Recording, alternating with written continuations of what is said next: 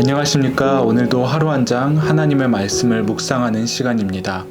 오늘은 사무엘상 14장을 읽어드리도록 하겠습니다. 사무엘상 14장.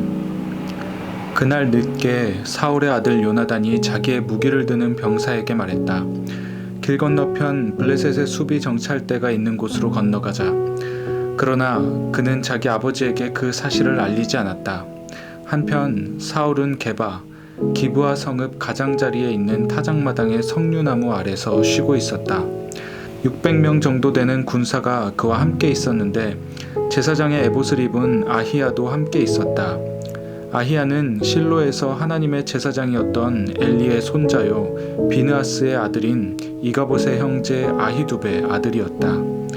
거기 있던 사람들은 요나단이 나간 사실을 전혀 몰랐다. 요나단이 블레셋 수비대 쪽으로 건너가기 위해 접어든 길은 양쪽으로 깎아지른 암벽이 드러나 있었다.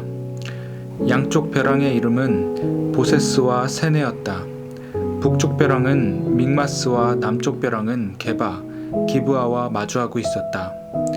요나단이 자기의 무기를 드는 병사에게 말했다. 자, 어서 이 할례 받지 못한 이방인들에게 건너가자. 하나님께서 우리를 위해 일하실 것이다. 하나님께서 큰 군대를 통해서만 구원하시는 것은 아니다. 하나님께서 구원하시기로 뜻을 정하시면 아무도 그분을 막을 수 없다.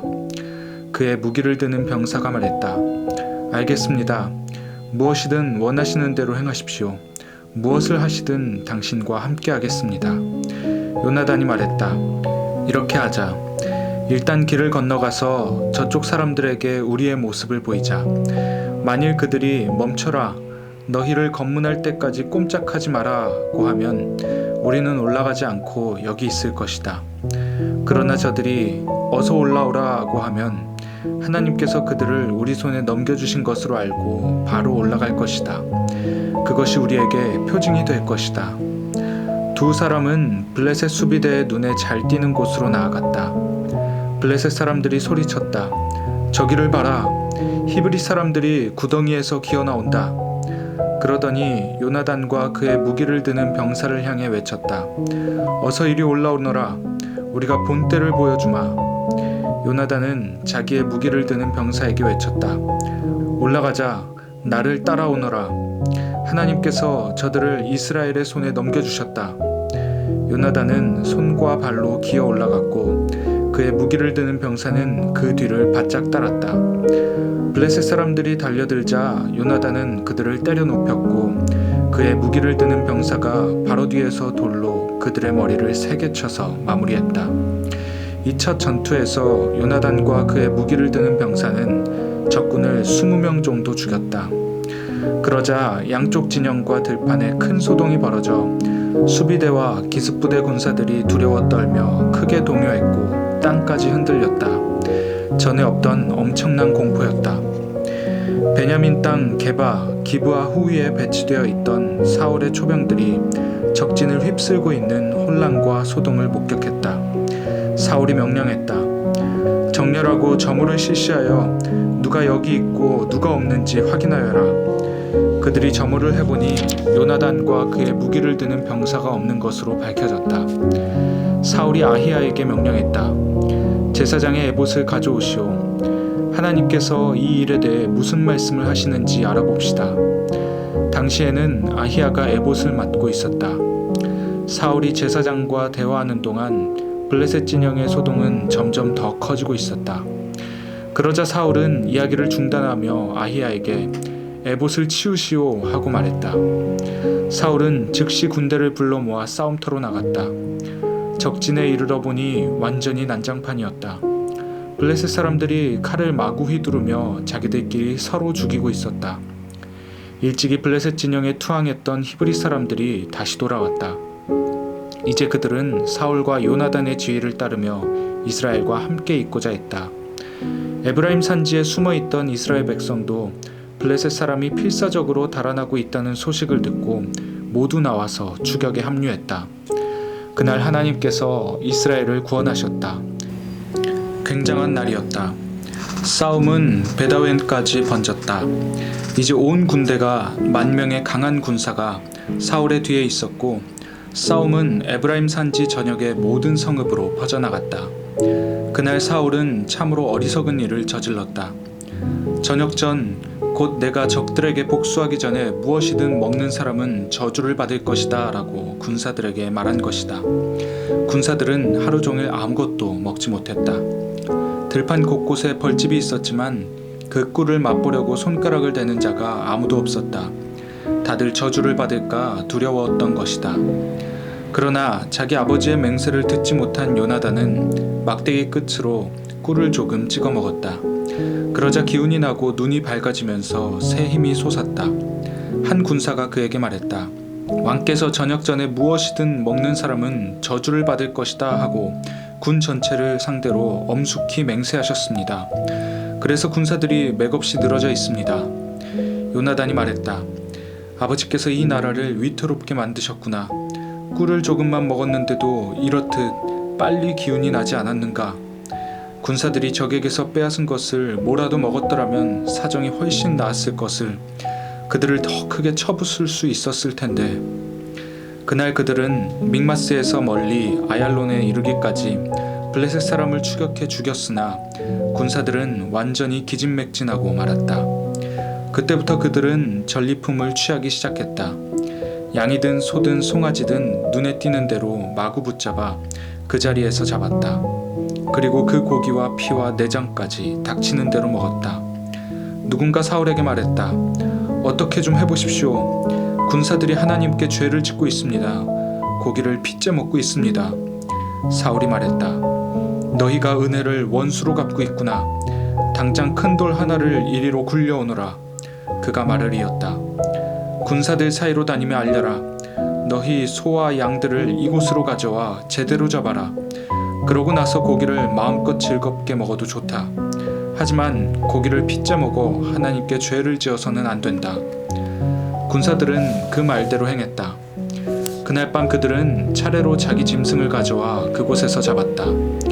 이것이 사울이 하나님께 제단을 쌓게 된 배경이다. 그것은 그가 하나님께 처음으로 쌓은 제단이었다. 사울이 말했다. 오늘 밤 블레셋 사람을 쫓아가자. 밤새도록 약탈하고 전리품을 취할 수 있을 것이다. 블레셋 사람을 단 한 놈도 살려두어서는 안 된다. 좋습니다. 그렇게 하겠습니다. 군사들이 말했다. 그러나 제사장이 그들을 만류했다. 이 일에 대해 하나님께서 어떻게 생각하시는지 알아봐야 합니다. 그래서 사울은 하나님께 기도했다. 제가 블레셋 사람을 쫓아가도 되겠습니까? 하나님께서 그들을 이스라엘의 손에 넘겨주시겠습니까? 하나님께서는 그 일에 대해 사울에게 응답하지 않으셨다. 그러자 사울이 말했다. 모든 군 지휘관들은 앞으로 나오시오. 오늘 누군가 죄를 범했소. 그 죄가 무엇이며 누가 범했는지 찾아낼 것이오. 하나님, 이스라엘의 구원자 하나님께서 살아계심을 두고 맹세하는데 죄를 지은 자가 있으면 설령 내 아들 요나단으로 밝혀진다 해도 그는 죽을 것이오. 입을 떼는 자가 아무도 없었다. 사울이 이스라엘 군대에게 말했다. 저쪽에 정렬하여 서시오. 나와 내 아들 요나단은 이쪽에 서겠소. 군대가 좋습니다. 왕의 말씀대로 하겠습니다 하고 말하자 사울은 하나님께 기도했다. 이스라엘의 하나님, 어째서 오늘 제게 응답하지 않으셨습니까? 진실을 보여주십시오. 하나님, 저나 요나단에게 죄가 있다면 우림 표시를 주시고 이스라엘 군대에 죄가 있다면 둠민 표시를 주십시오. 그러자 우림 표시가 나와 사울과 요나단에게 죄가 있음을 알렸다. 이로써 군대는 혐의를 벗게 되었다. 사울이 말했다. 나와 요나단이 제비를 뽑겠소. 하나님께서 지적하시는 자는 죽임을 당할 것이오. 군사들이 반대했다. 안 됩니다. 이 일은 옳지 않습니다. 그만 멈추십시오. 그러나 사울은 계속 밀어붙였다. 그들이 우림과 둠밈으로 제비를 뽑자 요나단이 걸렸다. 사울이 요나단을 추궁했다. 무슨 짓을 한 것이냐? 당장 말하여라. 요나단이 말했다. 들고 있던 막대기로 꿀을 조금 찍어 먹었습니다. 그것이 전부입니다. 그것 때문에 제가 죽어야 합니까? 사울이 말했다. 그렇다. 너는 반드시 죽을 것이다. 나도 어쩔 수 없다. 하나님을 거스를 수는 없지 않느냐. 군사들이 자리에서 일어났다. 요나단이 죽다니요, 절대로 안 됩니다. 그는 오늘 이스라엘을 위해 혁혁한 구원의 승리를 이루어냈습니다. 하나님께서 살아계심을 두고 맹세하는데 그의 머리털 하나도 해를 당하지 않을 것입니다. 온종일 하나님과 함께 싸운 사람이 아닙니까? 군사들이 요나단을 구하여 그는 죽음을 면했다. 사울은 블레셋 사람을 추격하는 것을 그만두었고 블레셋 사람은 자기 땅으로 돌아갔다. 사울은 주변 왕국들을 점령하여 통치 영역을 넓혔다. 그는 모압, 암몬, 에돔, 소바왕, 블레셋 사람 등 사방의 모든 원수와 맞붙어 싸웠는데 어디로 가든지 승리를 거두었다. 그를 이길 자가 없었다. 그는 아말렉을 쳤고 이스라엘은 그들의 만행과 약탈에서 벗어났다. 사울의 아들들은 요나단, 리스위, 말기수아였고 딸들은 맏딸 메랍과 작은 딸 미갈이었다. 사울의 아내는 아히마아스의 딸 아히노암이었다. 넬의 아들 아브넬은 사울의 군사령관이었다. 넬은 사울의 삼촌이었다. 사울의 아버지 기스와 아브넬의 아버지 넬은 아비엘의 아들들이었다. 사울은 살아있는 동안 블레셋 사람과 격렬하고 무자비한 전쟁을 벌였다. 그는 힘세고 용감한 자들을 눈에 띄는 대로 징집했다. 아멘. 오늘 주신 이 말씀을 묵상하며 잠잠히 기도하는 시간 갖도록 하겠습니다. 기도하시겠습니다.